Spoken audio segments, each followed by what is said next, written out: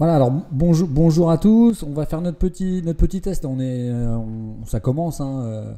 Donc ce qu'on peut faire, c'est voir, voilà, le chat. Bonjour, voilà, a priori ça fonctionne bien. Vous pouvez me dire si vous avez un retour son convenablement, s'il vous plaît. Voilà, parfait. Le volume est assez fort, c'est bon. Ok, très bien, merci. Ouais, très bien. Super, merci à tous. Je rappelle pour ceux qui prennent en cours, ceux qui n'ont pas fait les premiers.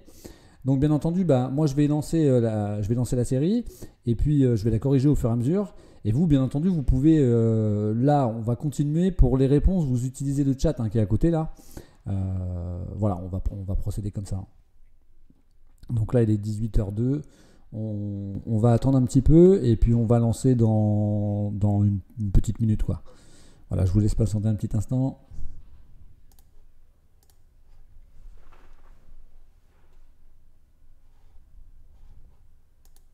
Donc ça sera une série de 40 questions, effectivement, série de 40.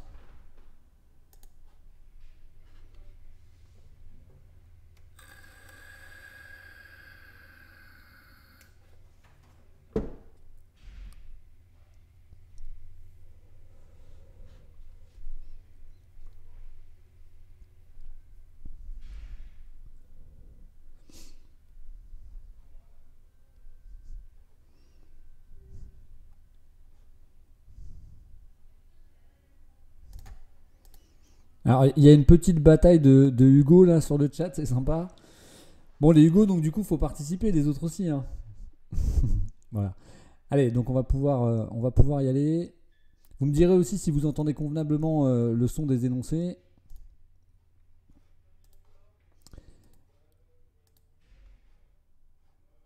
Allez, c'est parti.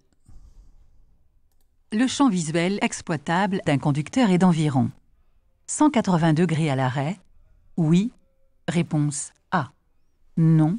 Réponse B. 60 degrés à 80 km/h. Oui. Réponse C. Non. Réponse D.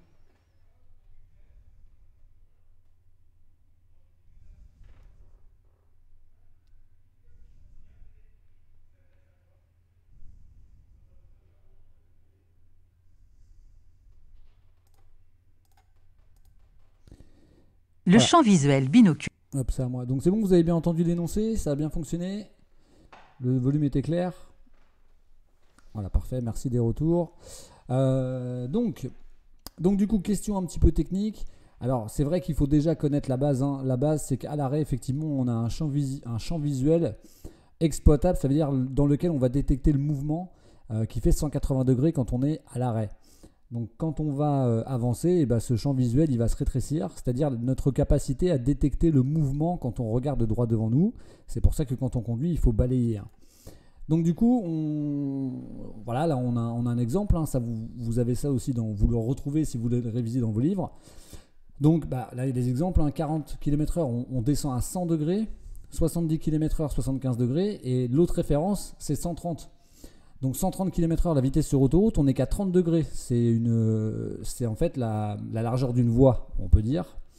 Donc si déjà vous connaissez le 180 degrés à l'arrêt, et que vous vous souvenez du 30 degrés à 130, normalement vous devriez pouvoir vous en sortir si on vous donne d'autres données que celle-ci.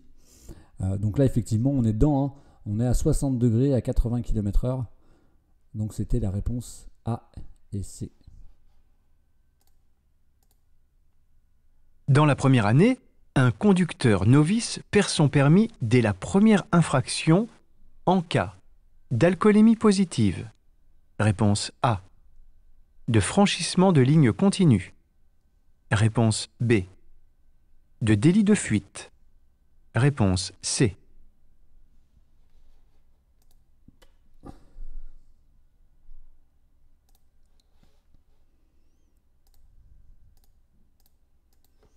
Allez, question de réglementation. Donc il faut bien connaître la procédure pour la récupération des points dans le permis probatoire. Donc dans la première année, un conducteur novice perd tous ses points dès sa première infraction. En cas de... Donc, pour mémoire, il faut rappeler que donc déjà nous, en période probatoire, donc les 3 premières années, quand on a fait une formation traditionnelle, il y a un taux d'alcoolémie qui est maximum à 0,19. Donc à partir de 0,20, on est en infraction sur l'alcool. Ah, d'accord. Donc bon, ça c'est l'éthylotest, ça c'est la procédure de test. Alors on y revient. Donc dans la première année, un conducteur novice perd son permis dès la première infraction en cas de. Donc en fait, il faut simplement savoir que dans tous les cas, la première année, on a 6 points maximum. D'accord. Et que l'alcoolémie, on va perdre justement 6 points. Franchissement de ligne continue, c'est moins que ça. Et délit de fuite, là aussi, c'est un délit. Hein. Donc tout ce qui est délit va entraîner la perte de 6 points sur le permis de conduire. Donc là, du coup, première année, c'est terminé, on n'a plus de permis. Alors, l'information que je peux vous donner en plus, c'est que dans ce cas-là, un conducteur donc en période probatoire, pour avoir à nouveau son permis, il va devoir attendre 6 mois en général, ou ça peut être plus hein, s'il y a un jugement, et il va devoir repasser le code et la conduite. Ce qui n'est pas le cas d'un conducteur expérimenté comme moi par exemple. Si je viens à perdre mon permis, je n'aurai à repasser que le code. Donc ce qu'il faut retenir, c'est première année, on a 6 points, donc alcoolémie, délit de fuite, on perd le permis. On doit repasser le code et la conduite au bout de 6 mois minimum. Et pour un conducteur expérimenté, lui, il aura à repasser que le code. Donc là, c'était les réponses A et C. Je dépasse. Oui. Réponse A. Non. Réponse B.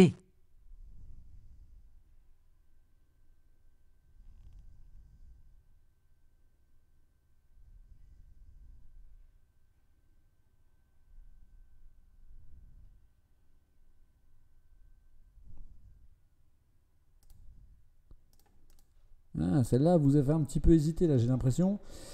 Alors c'est normal, hein, parce qu'on a un panneau qui nous dit interdiction de dépasser, mais à 100 mètres. Donc pour l'instant, on pourrait doubler, sauf on aperçoit dans la voie en sens inverse un véhicule.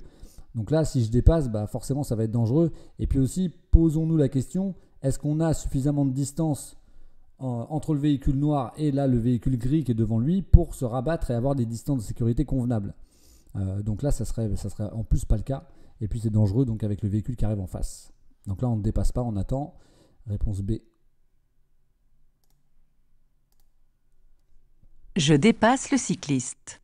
Oui. Réponse A. Non. Réponse B.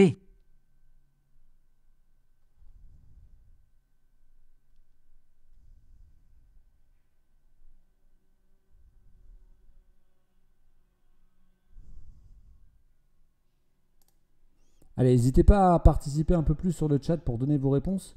Comme ça, moi, ça me donne un panel un petit peu plus large. Donc là, il y a plusieurs indices à prendre en compte.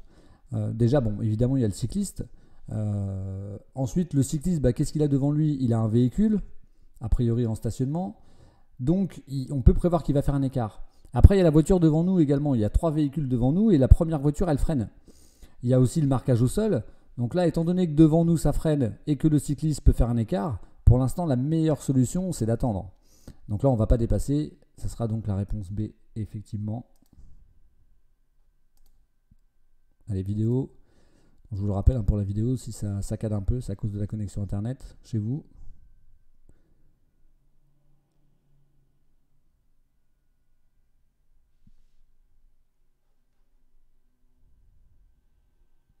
Voilà, pensez à bien regarder les rétros, les distances de sécurité. Je laisse une distance de sécurité suffisante. Oui. Réponse A. Non. Réponse B. La ligne à droite aide à l'évaluer. Oui. Réponse C. Non. Réponse D. Voilà. Essayez dans la mesure du possible de ne pas trop regarder le chat pendant que vous êtes en train de réfléchir, en fait, de façon à ne pas vous faire influencer par le groupe, parce que ça peut être le cas. Hein. Donc du coup, pour mémoire, pour évaluer les distances de sécurité, on va se servir des lignes, la grande bande à droite, la bande d'arrêt d'urgence, et on sait que quand on roule à la vitesse maximum, il faut 2 bandes d'arrêt d'urgence. Hein. On le rappelle, on le voit souvent sur les voies rapides et les autoroutes. Donc un trait égale danger, 2 traits égale sécurité. Mais là, il y a donc on n'a pas 2 traits exactement là ici. Sauf qu'on voit qu'on roule à 90. Donc on est à une vitesse inférieure à la vitesse max. Voilà, c'est 34 mètres hein, la longueur de la ligne d'une ligne, c'est 34 mètres. Donc là, du coup, on a une ligne et demie, donc à 90, c'est suffisant. Donc, est-ce que je laisse une distance de sécurité suffisante? Oui. Et la ligne à droite aide à l'évaluer, bah justement, hein, c'est ce qu'on est en train de dire. Donc là, c'était la réponse A et C.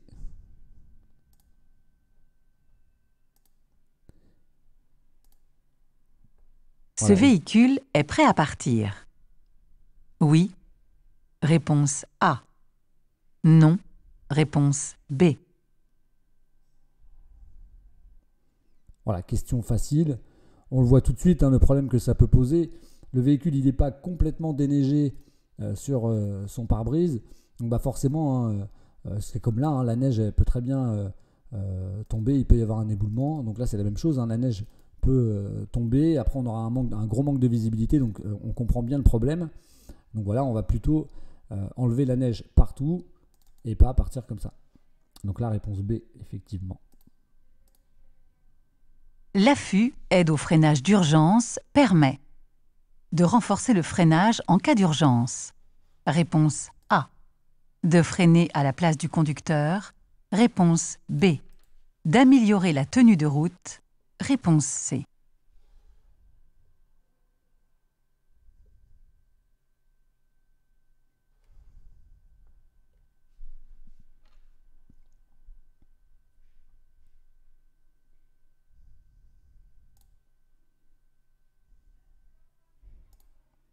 Allez, question technique ici.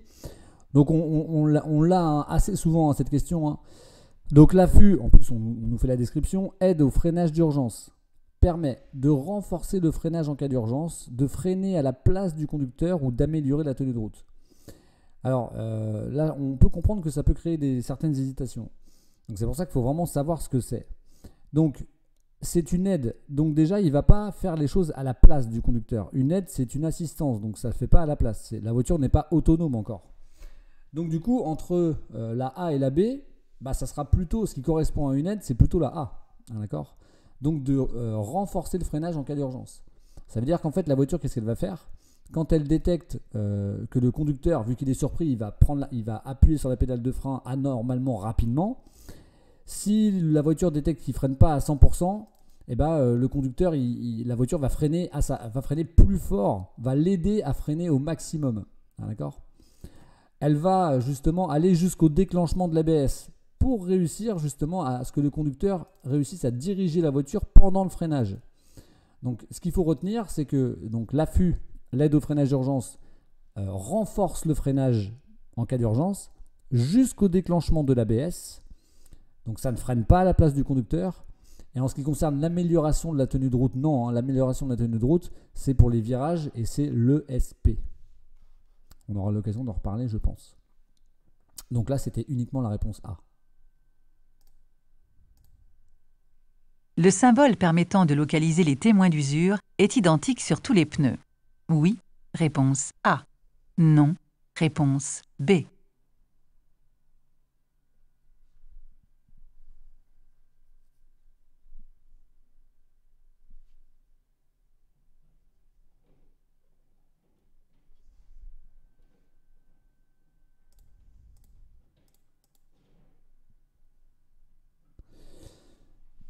Donc, est-ce que ce symbole est identique? Alors non, effectivement, je vois que sur le chat, vous avez les bonnes réponses. Donc c'est bien. Hein. Alors donc on a effectivement ce qui est montré du doigt. Donc c'est le symbole permettant de localiser le témoin d'usure, effectivement. Donc ça peut être un triangle comme là. Et on peut voir en fait que... donc on a plusieurs informations hein, sur le pneumatique, bien entendu. Je vais passer celle-ci. Et donc on a le repère. Mais ça peut être le symbole de la marque ou les lettres TWI qui vont dire où est justement le témoin d'usure. Le témoin d'usure, je vais vous montrer. Le témoin d'usure qui est ici, là. Vous voyez, ça fait une petite encoche en fait dans la rainure, dans une des rainures principales. Et en fait, ce repère ici montre où est le témoin d'usure. Ah, d'accord ? Donc ça, c'est quelque chose qu'il faut bien maîtriser parce que c'est vrai que sinon, on peut faire des erreurs facilement quand on est tout seul devant la tablette. Voilà. Donc du coup, le symbole permettant de localiser le témoin d'usure, bah, il peut être différent. Hein, d'accord, c'est pas toujours un triangle comme ça. Donc B. Ce dispositif est autorisé en conduisant. Oui. Réponse A. Non. Réponse B. Allez, on continue sur le chat. Vous êtes une vingtaine, donc on peut continuer à essayer de donner des réponses. Essayez de ne pas trop vous faire influencer par le groupe. Alors ça, c'est quelque chose qu'on commence à savoir hein, maintenant, effectivement. Les oreillettes, maintenant c'est interdit. On comprend pourquoi c'est interdit, hein, puisque ça va nous bloquer, ça va nous fermer sur l'environnement extérieur. Donc maintenant, effectivement, ce dispositif n'est plus autorisé. Pour quoi que ce soit, hein, écouter de la musique, bien entendu le téléphone, absolument pas, ou toute autre chose. Donc réponse B. Le feu vient de passer au vert. Je garde la même allure. Réponse A. J'accélère. Réponse B. Je ralentis. Réponse C.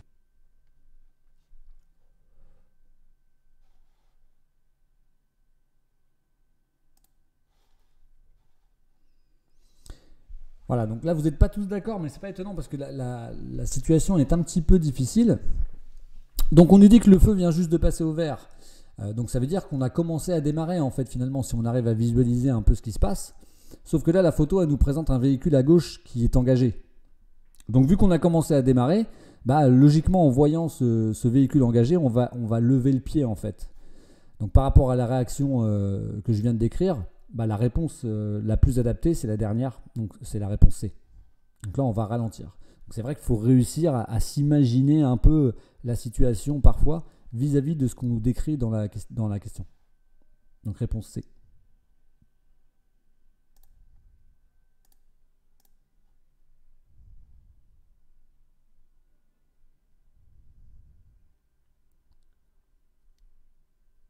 Voilà, toujours on regarde les rétros, on regarde bien à gauche, à droite sur les trottoirs.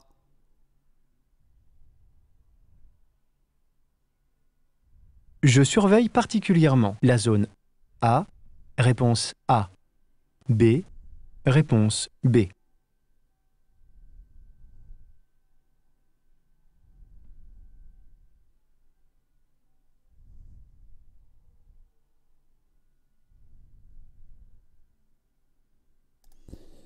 Donc quand on a souvent des questions comme ça, avec des zones où on doit dire laquelle est la plus à risque, très généralement, c'est soit la zone où il y a un usager, soit la zone où on a le moins de visibilité.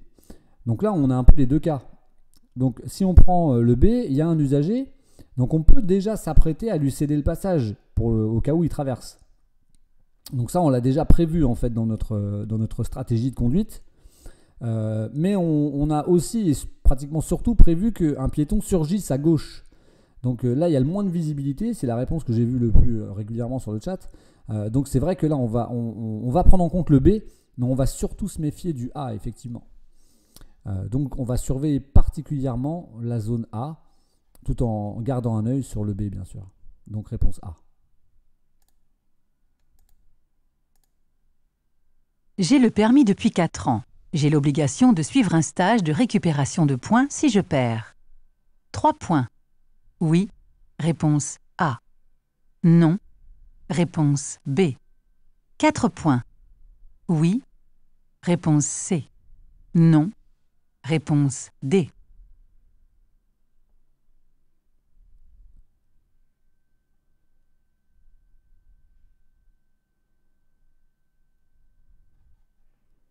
Ouais, on n'est pas très sûr de tout ça là. Hein.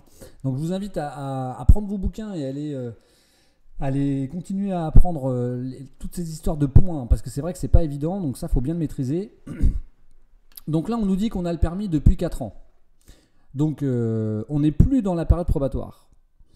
A priori, on ne nous dit pas qu'on a fait d'infraction, tout ça, enfin dans un premier temps. Donc en fait là on a un capital de 12. Ensuite on va nous demander, de 12 points, hein. On nous demande si on a l'obligation de suivre un stage de récupération de points si on perd. Alors c'est vrai qu'il existe ça existe. Mais pas pour le cas de la personne qui n'est plus dans la période probatoire. Donc comme c'est le cas là. Donc là, on a le permis depuis plus de 3 ans, donc 4 ans en l'occurrence. On n'est donc plus dans la période probatoire.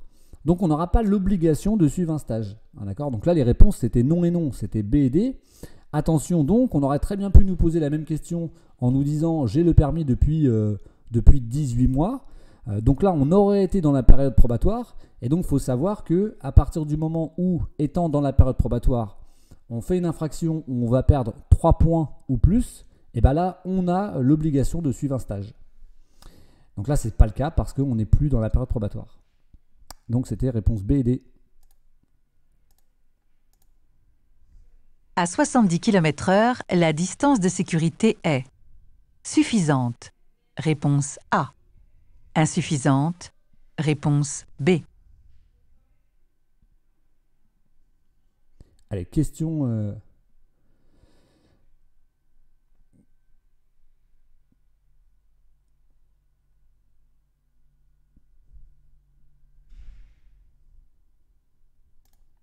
Allez, on y va. Donc, du coup, là, ce qu'on peut repérer, c'est 2 choses. Déjà, enfin même 3. La vitesse 70 km/h. Le panneau qui nous dit interdistance 100 mètres et les lignes. Donc, on a bien les 2 traits. D'accord ? Donc, les 2 traits, a priori, les 2 grandes bandes. Hein, d'accord ? Il y a même un peu plus. Donc, on nous dit 100 mètres. 100 mètres d'interdistance. Et ça, je vous le rappelle, c'est peu importe la vitesse à laquelle on roule. Hein. Peu importe la vitesse à laquelle on roule. Quand on nous dit ça, on doit respecter cette interdistance, même si on est même carrément à l'arrêt. Hein. Et la raison, c'est le tunnel. C'est un panneau qu'on rencontre généralement dans les tunnels. Donc là, ce qu'on peut faire aussi, c'est compter les interdistances entre les lignes pour être encore plus précis. Donc 10, 20, 30, 40, 50, 60, 70, plus les traits. Donc là, on peut comprendre qu'on y arrive, puisque les traits font 3 mètres. Donc du coup, en plus, on a les 2 bandes d'arrêt d'urgence. Donc là, c'est bon. Maintenant, ça mérite d'aller quand même contrôler au niveau des marquages. D'accord ? Donc on a la grande ligne à droite, elle fait 34 mètres, donc multiplié par 2. Et il y a l'interdistance de la ligne à droite, donc celle-là. Là. Donc là, on arrive à 13 mètres. Plus ici, on l'a encore. Et nous, on n'y est pas ici. Là. Donc là, les 100 mètres, on les a. C'est juste, mais on les a. Donc c'est pour ça que vous devez en fait savoir... voilà, 39 mètres, pardon. On doit savoir ces longueurs de marquage. Donc là, c'était bon. Donc réponse A. Ce cadran indique la vitesse du moteur. Oui. Réponse A. Non. Réponse B. C'est une aide utile à l'écoconduite. Oui. Réponse C. Non. Réponse D.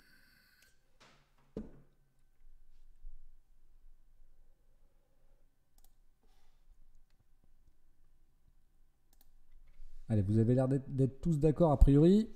Donc, ce cadran, est-ce que quelqu'un peut me dire ce que c'est dans le chat, là, ce cadran, justement ? Parce qu'il a un nom. Hein. Voilà, tour minute. Ouais, tour moteur, c'est bien. Contour, voilà, c'est bien Alice. Donc, effectivement, c'est bien les autres aussi, hein, mais le terme employé le plus, qui correspond le plus, c'est effectivement le contour. Et ça compte les tours de quoi ? Ça compte, comme dit Nolan, ça compte les tours moteurs. Donc là, on est un peu inférieur au 1. Vous voyez que c'est multiplié par 1000. Donc on est à 800 tours minute environ. Donc ce cadran, en fait, quand on va rouler, l'aiguille va changer puisque la vitesse du moteur change en fonction de notre rapport donc, de vitesse engagée de la boîte. Donc ce cadran indique la vitesse du moteur. Oui, du coup. Est-ce que c'est une aide utile à l'écoconduite ? Oui, tout à fait, parce que je le rappelle, ou je dis pour ceux qui ne savent pas, il est conseillé, quand on a un véhicule diesel, de changer de rapport, donc de passer de la 2e à la 3e par exemple, à 2000 tours minute. Et il est conseillé sur un véhicule essence de passer de la 2e à la 3e ou de la 3e à la 4e, peu importe, à 2500 tours minute pour avoir une conduite plus économique. Puisque plus on va aller chercher le haut du régime moteur, et plus le moteur il va tourner vite, donc plus il aura besoin de carburant, donc plus il va consommer. Donc du coup, c'est une aide importante pour gérer l'éco-conduite. Donc je le rappelle, 2000 tours minute pour les diesels, les véhicules gasoil en fait, et 2500 tours pour les véhicules essence. Donc ce cadran indique la vitesse du moteur, oui. Et est-ce que c'est une aide utile à l'éco-conduite? Tout à fait. Donc A et C. La chaussée est particulièrement glissante quand la pluie commence à tomber. Réponse A. Tombe depuis longtemps. Réponse B.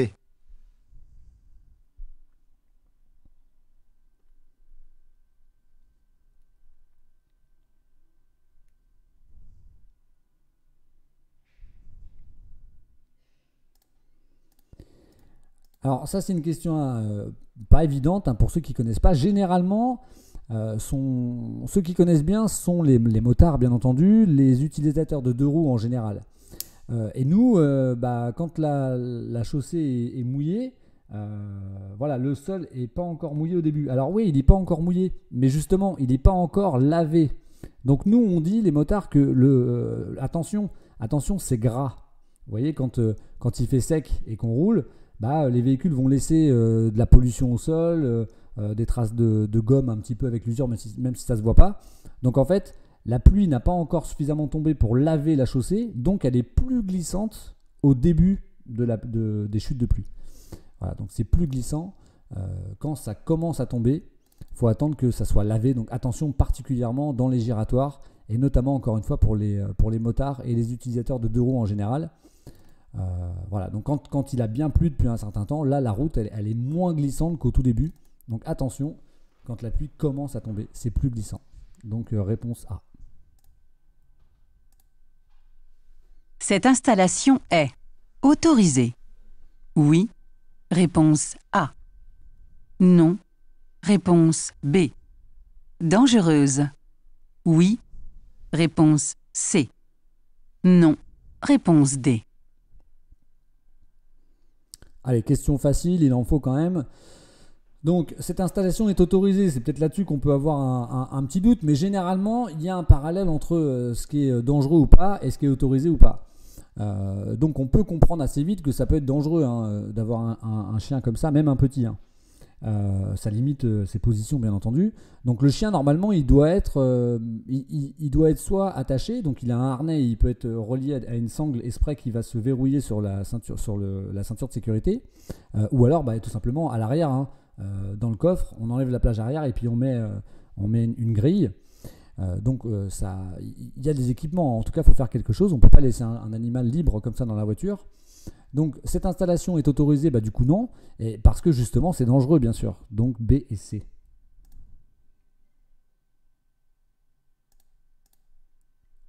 Montez très fort le son de l'autoradio. Parasite la prise d'information. Réponse A. Rend plus vigilant. Réponse B. Perturbe l'attention. Réponse C. Incite à rouler plus vite. Réponse D. Voilà, c'est bien. N'hésitez pas à y aller par élimination. S'il y en a une où vous avez un doute, vous la mettez de côté et vous revenez dessus après.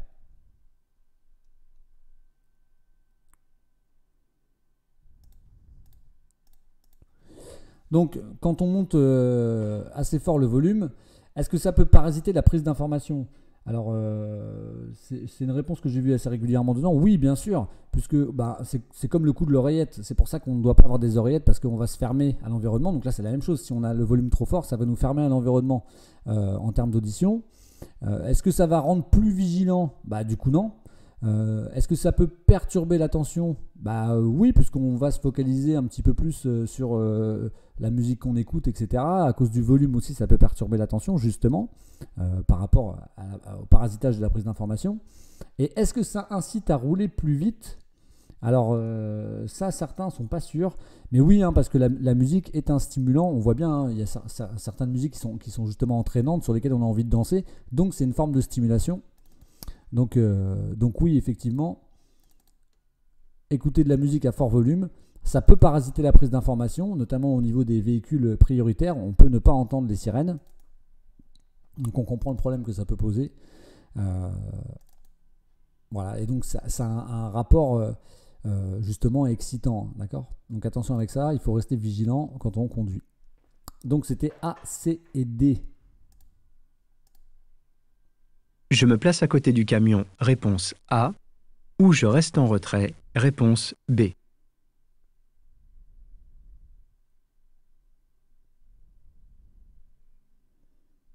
Voilà, donc ça c'est une situation que vous avez sûrement pu observer en étant passager dans les voitures. Les camions et les cars ou les véhicules longs, bah, qu'est-ce qu'ils font en général avant de changer de direction? Que ce soit pour les ronds-points ou les intersections, bah, eux en fait ils viennent, alors je vais vous montrer, voilà, ils viennent s'écarter.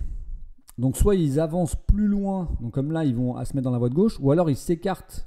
C'est-à-dire ici, le risque en fait c'est que le camion vienne s'écarter sur nous pour pouvoir éviter l'angle du trottoir là. Donc attention, on va éviter, la consigne, hein, c'est d'éviter de se mettre à côté. Donc on va rester en retrait quand on a un véhicule de ce type ou un car ou un véhicule long. Donc on reste en retrait. B, c'est bien. L'avertisseur de changement de fil. Averti d'une sortie de voie involontaire. Réponse A. Signale un usager dans l'angle mort. Réponse B. Allume automatiquement le clignotant. Réponse C.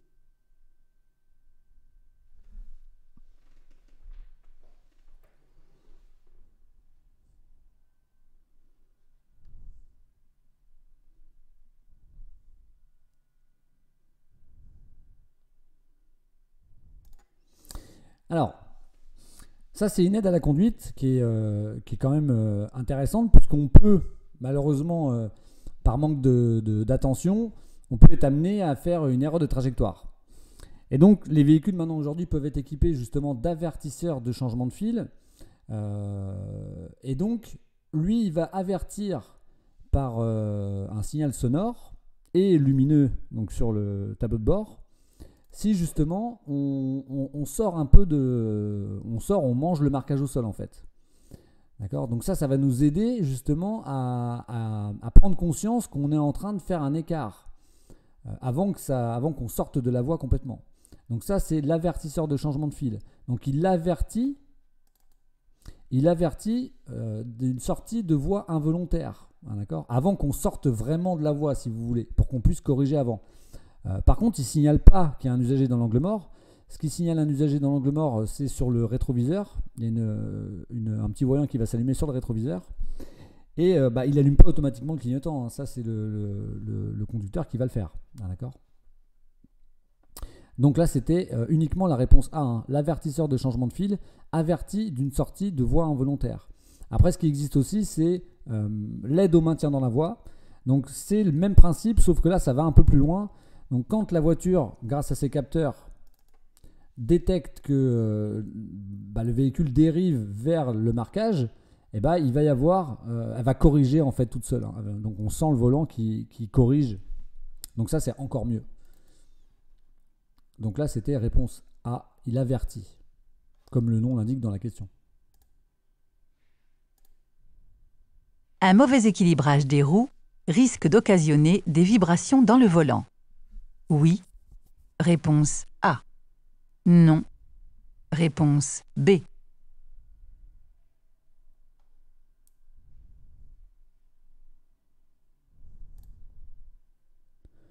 Bon, ça, faut le savoir, hein, que c'est question technique ici.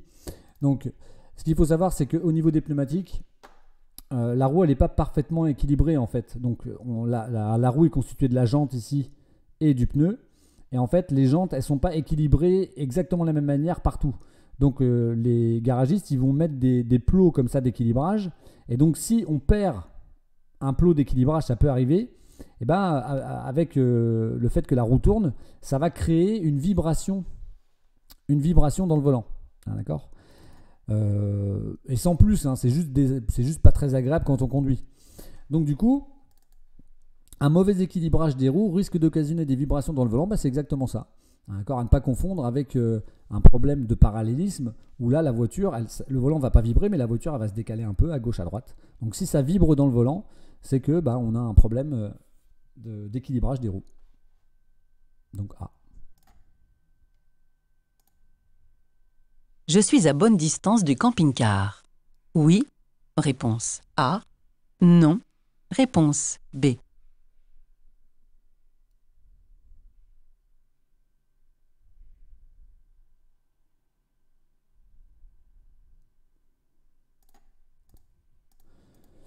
Donc là, ça se voit assez vite, hein. On est à 80 km/h. On a seulement 2 intervalles au niveau des marquages au milieu là. Donc ça veut dire qu'on a 20 mètres d'intervalle et plus les traits qui font 3 mètres, on a 26 mètres.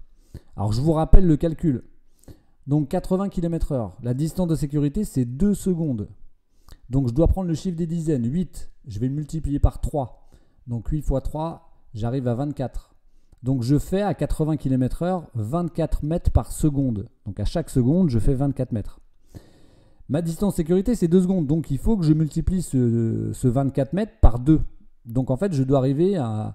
Donc ça fait 48, donc je dois arriver à 50 mètres. Donc normalement, je devrais avoir au moins 4 intervalles là, ce qui ferait 40 mètres, plus les traits 3 mètres. Là, j'aurai les 50 mètres. Donc là, je suis beaucoup trop près. J'ai à peine une seconde là, de distance de sécurité.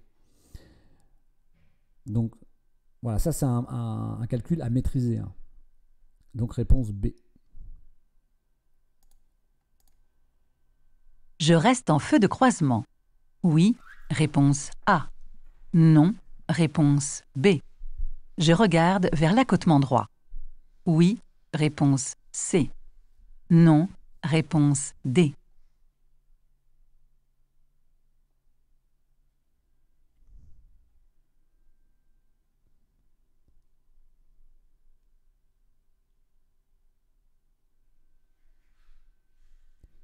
Alors c'est une question qu'on a régulièrement sous formes différentes, hein.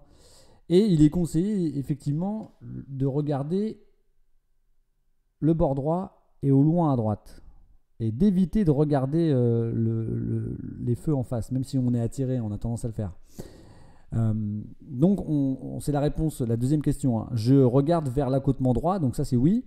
Et est-ce que je reste en feu de croisement? Bah oui, hein. Je vais rester en feu de croisement, je ne vais pas allumer les feux de route. Par contre, ce que je peux faire, qu'est-ce qu'on peut faire du coup? Vous pouvez me répondre sur le chat. Qu'est-ce qu'on peut faire si un véhicule ébloui comme ça là? Voilà, un appel de phare effectivement. Donc on peut faire un appel de phare bien sûr. Voilà, donc on va pas passer en feu de route. Mais par contre, on peut faire un appel de phare, on ralentit et on regarde le bord droit au loin. Donc réponse A et C exact.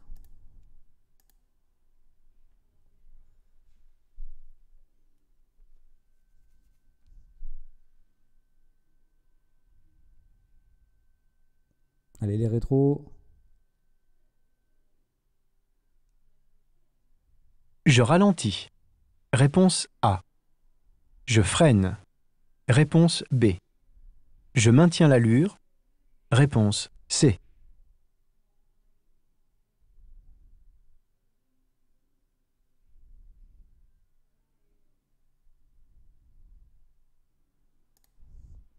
Vous êtes partagé là, sur cette question, elle n'est pas facile.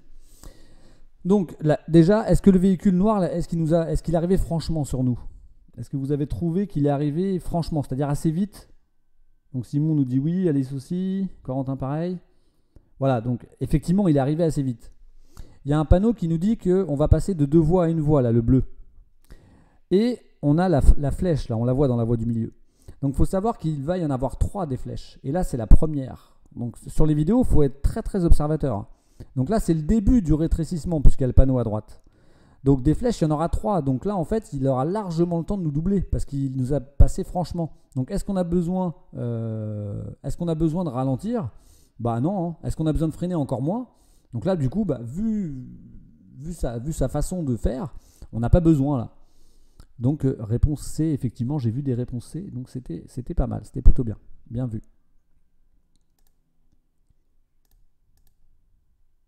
Heurté à 50 km/h par une voiture, les chances de survie d'un piéton sont de 90%. Réponse A. 50%. Réponse B. 20%. Réponse C.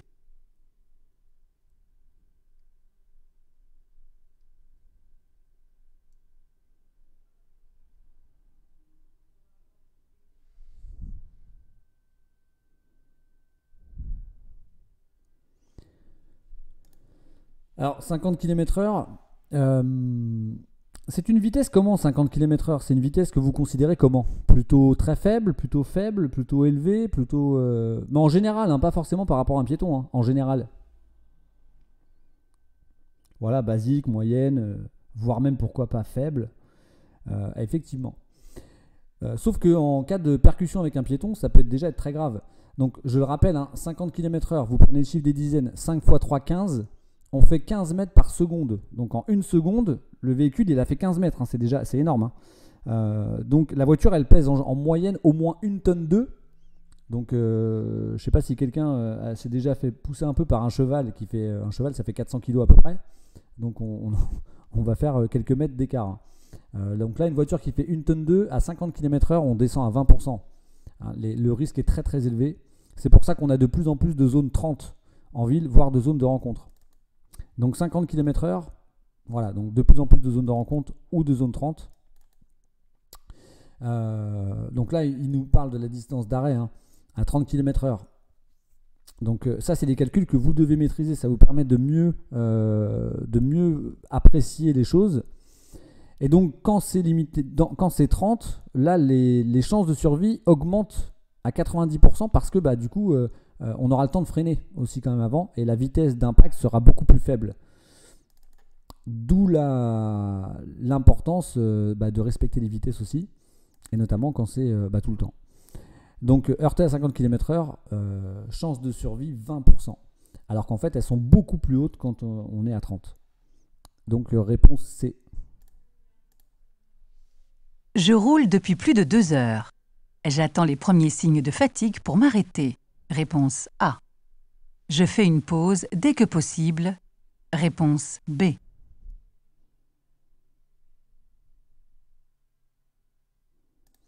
Voilà, donc là, on le sait, hein, donc il est conseillé de faire des pauses au moins toutes les 2 heures. Donc bah là, on nous dit que ça fait 2 heures qu'on roule. Il y a une aire de repos qui est à 300 mètres. Donc là, on va la prendre, on va faire une petite pause. C'est bien de faire une pause au moins une dizaine de minutes. Hein, on va dire 10 minutes de pause, c'est déjà, on va dire, c'est le minimum. Donc réponse B, très bien. Après un apprentissage anticipé à la conduite, le disque A doit être placé à l'arrière. Pendant 2 ans. Réponse A. Pendant 3 ans. Réponse B.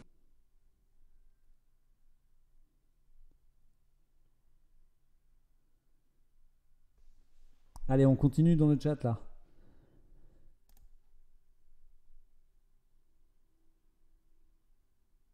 C'est pas facile celle-ci là. Donc, encore une fois, il faut bien connaître tout ce principe de récupération des points, de période probatoire, conduite accompagnée ou pas. Donc, on nous dit qu'après un apprentissage anticipé de la conduite, le disque A doit être placé 2 ans ou 3 ans. Et bah, du coup, c'est 2 ans à la place des 3.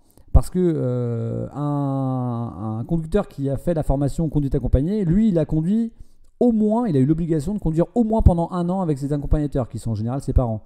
Donc cette année-là où ils ont conduit pendant 1 an, là, eh ben, elle va se déduire de la période probatoire de 3 ans. Donc du coup, quand eux, les conduites accompagnées, ils obtiennent leur permis, bah, ils ont une période probatoire, donc un disque A à mettre que pendant 2 ans, et pas 3. Contrairement à la formation traditionnelle, où là, ça sera 3 ans.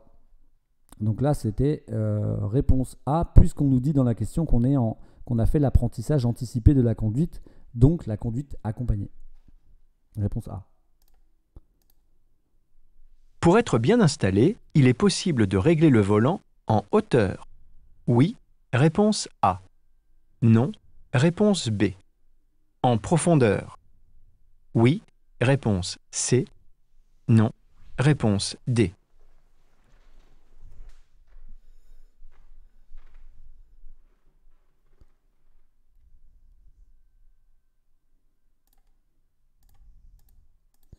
Alors maintenant, la majorité des véhicules proposent ça. Hein. On a les sièges et les volants qui sont réglables dans tous les sens. Donc pour le siège, profondeur, hauteur, inclinaison du dossier et le volant, hauteur et profondeur. Donc on voit la manette là qui permet de justement, une fois qu'on a déverrouillé, donc de régler le volant en hauteur et en profondeur de façon à ce que le véhicule puisse s'adapter aux différentes morphologies. Donc A et C exact. Sur autoroute, les résistances à l'air et au roulement sont responsables de près de la moitié de la consommation de carburant. Oui. Réponse A. Non. Réponse B.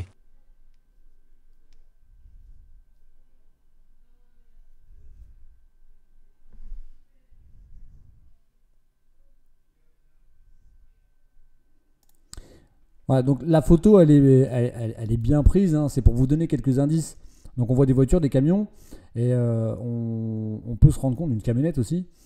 Et effectivement, la résistance à l'air est un facteur très important de consommation de carburant. Ah, d'accord. C'est pas le poids en fait. On a tendance à penser que c'est le poids.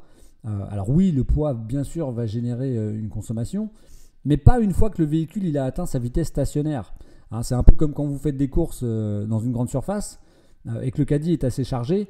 Le poids va vous gêner au début quand vous allez commencer à pousser le caddie. Mais une fois que le caddie il a sa vitesse, on va dire de croisière, bah, vous pouvez pousser le caddie à deux doigts. Alors qu'un véhicule, quand il roule là à 90 pour les camions ou à 130 pour les voitures, bah, ça fait une forte résistance à l'air. Et en fait, c'est cette résistance à l'air et non le poids qui va freiner la voiture en fait. Donc voilà, c'est la résistance à l'air hein, qui est embêtante plus que le poids en fait hein, finalement. Donc réponse A. L'absorption d'alcool entraîne le rétrécissement du champ visuel. Réponse A. La diminution du temps de réaction. Réponse B. La perturbation des gestes. Réponse C.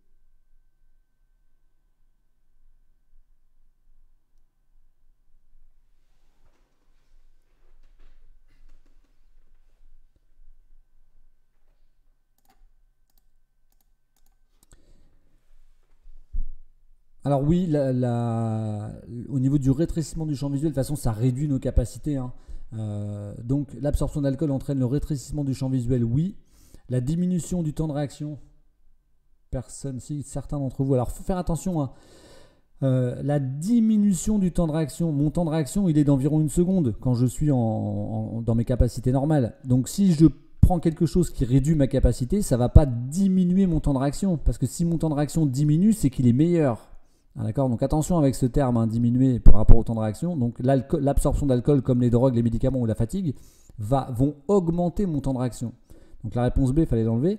Et est-ce que ça perturbe les gestes? Bien entendu, hein, quand on est sous l'influence de l'alcool, même si ce n'est pas beaucoup, eh ben, ça perturbe un tant soit peu les gestes, bien entendu. Donc réponse A et C. Il faut savoir aussi que l'absorption d'alcool, ça finit par nous empêcher d'être sensibles à la lumière rouge. Donc on comprend les problèmes que ça peut poser. Donc réponse A et C. La pression préconisée pour les pneumatiques est inscrite sur le flanc du pneu. Oui, réponse A. Non, réponse B.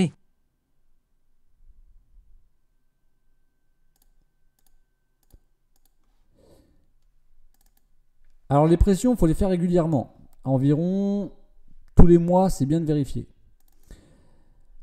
Le pneu, ce qui est dangereux, c'est quand il est sous-gonflé parce qu'il y a un risque d'éclatement. En plus, il va s'user d'une façon qui n'est pas harmonieuse. La tenue de route va être dégradée. On a une étiquette sur le véhicule, généralement à l'intérieur des portières, pour nous indiquer les pressions, ou alors dans le manuel de l'utilisateur de la voiture, donc la notice en fait. Donc, est-ce que les pressions préconisées pour les pneumatiques sont inscrites sur les flancs? Non. Donc sur les flancs, on va avoir différentes données, comme notamment au niveau de la dimension des pneus, d'accord, mais pas de la pression. La pression, il faudra aller sur cette étiquette-là qui est à l'intérieur des portières en général ou dans la notice. Donc réponse B. Cette conductrice qui tourne à droite a le temps de s'engager avant le tracteur. Oui, réponse A. Non, réponse B.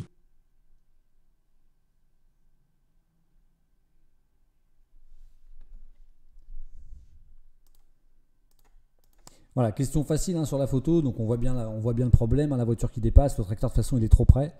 Mais en situation, certains conducteurs peuvent être amenés à faire l'erreur, notamment s'ils sont pressés. Ils voient un véhicule lent, ils se disent allez, j'ai quand même le temps, ils dépassent. Et là, le problème c'est que le véhicule masque un autre usager et là on comprend le gros problème que ça peut poser. Donc soyons toujours patients quand on est au volant d'une voiture parce que les risques peuvent être très importants et les conséquences très graves. Donc B. En cas d'aquaplaning, je freine. Réponse A. Je lâche l'accélérateur. Réponse B. Je maintiens la trajectoire. Réponse C.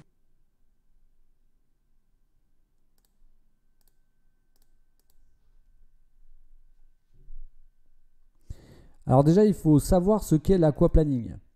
Donc l'aquaplaning, c'est à cause de la vitesse, à cause d'un pneumatique en fin de vie, par exemple, ou les deux, ou la quantité de pluie, donc d'eau qu'il y a sur la chaussée. Et ben en fait, il y a une pellicule d'eau qui va se placer entre la route et le pneu. Donc littéralement, en fait, on va rouler sur l'eau, d'où le terme aquaplaning. D'accord ? Donc là, ça peut être très dangereux. Le véhicule, on perd le pouvoir directionnel de la voiture. Donc en cas d'aquaplaning, on va le sentir. La voiture, elle est freinée par la présence de l'eau sur la route et elle va commencer à dévier de sa trajectoire. Donc là, dans ce cas-là, il ne faut surtout pas aller au frein. Il faut lâcher l'accélérateur immédiatement et tenir le volant plus fermement pour essayer de garder la trajectoire. Le véhicule ralentissant, normalement, il va reprendre son adhérence. Mais attention, c'est dangereux. L'idée, c'est de ne pas attendre d'être en aquaplaning parce que ça peut très vite partir en perte de maîtrise du véhicule, quoi. Donc du coup, il faut adapter son allure pour jamais se retrouver en aquaplaning. Donc réponse B et C.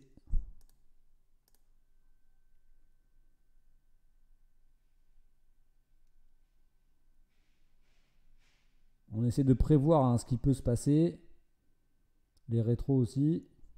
La vitesse. J'ai pris la bonne décision. Oui, réponse A. Non, réponse B.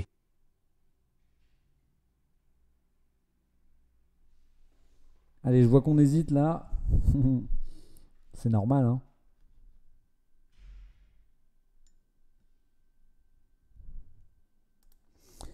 Alors, donc on a entamé le dépassement.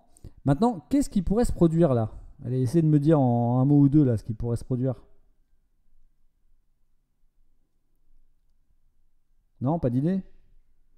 Donc le piéton, ouais, alors le piéton il pourrait se mettre à traverser, effectivement, puis en plus on va se rapprocher du piéton. Le vélo qui change de direction, effectivement, parce que justement, comme le dit Hugo, donc Alice et Hugo tous les deux, voilà, on a la réponse. Il y a un véhicule qui recule, ou qui pourrait reculer, donc le cycliste, voilà, on voit la marche arrière d'une voiture, le cycliste va se mettre à faire un écart, et donc on comprend les conséquences que ça peut avoir avec l'effet ricochet. Donc là, le danger, c'est les véhicules en stationnement. Additionné avec la présence du cycliste, la chaussée qui n'est pas très large, donc du coup là vaut mieux faire preuve de patience, attendre que le cycliste ait passé la zone des véhicules en stationnement et qu'on ait une meilleure visibilité vers l'avant après. Donc là vraisemblablement on va attendre un peu. Donc B, on n'a pas pris la bonne décision. Déplacer un blessé est interdit quel que soit le cas. Oui, réponse A. Non, réponse B.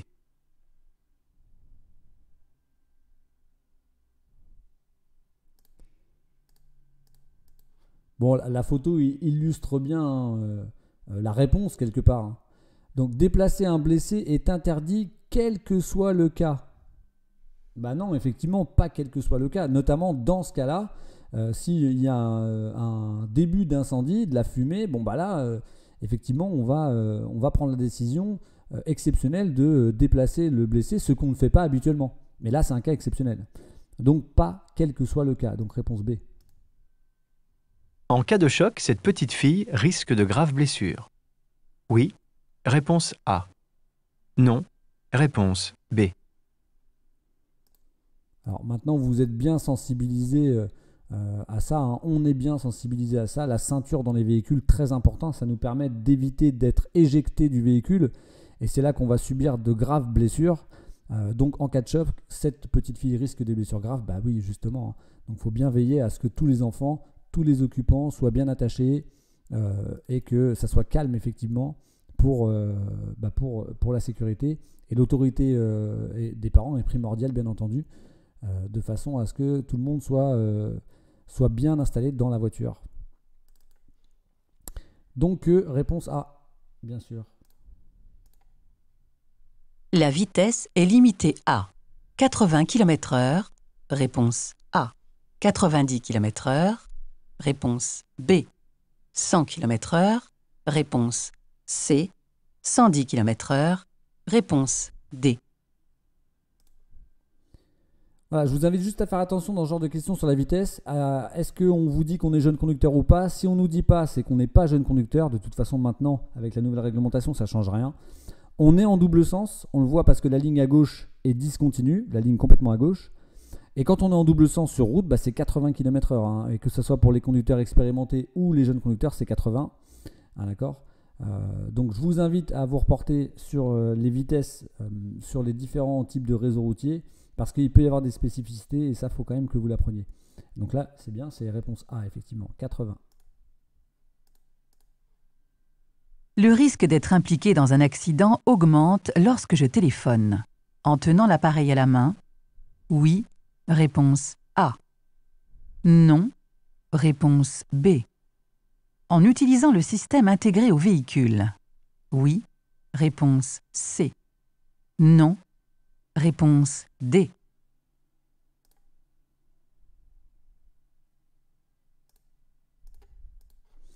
Donc le téléphone, en tout cas le fait d'avoir une conversation téléphonique en conduisant est un véritable problème, que ça soit en l'ayant à la main ou pas. Donc le problème c'est la prise que ça donne sur notre, sur notre capacité à analyser, donc sur notre cerveau en fait finalement. Donc qu'on l'ait en main ou non, le téléphone c'est dangereux, ça nous empêche d'analyser les éléments de l'environnement et on peut passer à côté de plein de choses. Donc attention, hein, le téléphone, vraiment, là, il faut l'oublier. D'accord ? Ça tolérer, mais vraiment, ça peut être un facteur aggravant en plus si on a eu un accident et qu'on était en conversation téléphonique. Donc attention, le téléphone, quand on conduit, on ne doit pas téléphoner. C'est soit on conduit, soit on téléphone, mais pas les deux. Hein. Voilà. Alors vous allez me dire oui, mais les systèmes intégrés, etc., etc. Donc ça peut être plus pour aussi la musique qu'on peut avoir sur nos téléphones, la connexion Bluetooth, ça peut être bien. Hein, parce qu'aujourd'hui on a beaucoup de musique sur nos téléphones, donc on peut le connecter à la voiture et c'est bien pour la musique, mais pas pour les conversations téléphoniques. Donc réponse A et C. Lors d'un départ à froid, la solution la moins polluante est de faire chauffer le moteur à l'arrêt. Réponse A. Ou de rouler en douceur sur 2 km. Réponse B.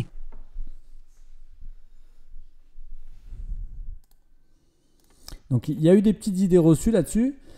Et le mieux, aujourd'hui en tout cas avec les véhicules modernes, c'est de rouler en douceur sur environ 2 km. Donc on va dire les 5 à 10 premières minutes. On ne va pas trop pousser les rapports. On va passer les rapports assez tôt, hein. Donc je le rappelle, 2000 tours minute sur un diesel et 2500 tours sur un essence. Et tant qu'on ne dépasse pas ces valeurs, le moteur, on ne va pas l'abîmer plus que ça. Alors c'est vrai qu'il faut savoir que le moteur, il s'abîme plus dans tous les cas à froid, il pollue plus à froid et il consomme quand même plus aussi à froid. Mais ce n'est pas une raison pour le laisser chauffer sans rouler, puisque là on consomme pour rien et on pollue pour rien. Donc réponse B. Cette commande permet de régler la hauteur des feux. Oui, réponse A. Non, réponse B. La distance d'éclairage des feux. Oui, réponse C. Non, réponse D.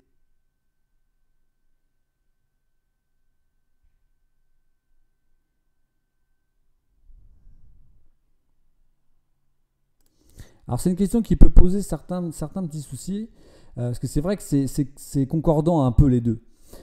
Donc cette commande permet de régler la hauteur des feux. Alors en fait déjà, à quoi elle sert ? Quand on charge le coffre de la voiture, ça va abaisser l'arrière de la voiture. Donc ça va lever l'avant un peu entre guillemets. Donc si ça lève l'avant, ça lève les phares. Donc cette commande permet d'abaisser les phares. Donc ça règle la hauteur. Ah, d'accord. Alors certains vont me dire oui, mais si ça règle la hauteur, ça règle la distance. Alors c'est pas faux par voie de conséquence, mais le but c'est d'avoir toujours les feux réglés à la même hauteur en fait. Donc le but premier c'est régler la hauteur. Donc A et D. La vitesse maximale autorisée est de 90 km/h. Réponse A. 100 km/h. Réponse B. 110 km/h. Réponse C. 130 km/h. Réponse D.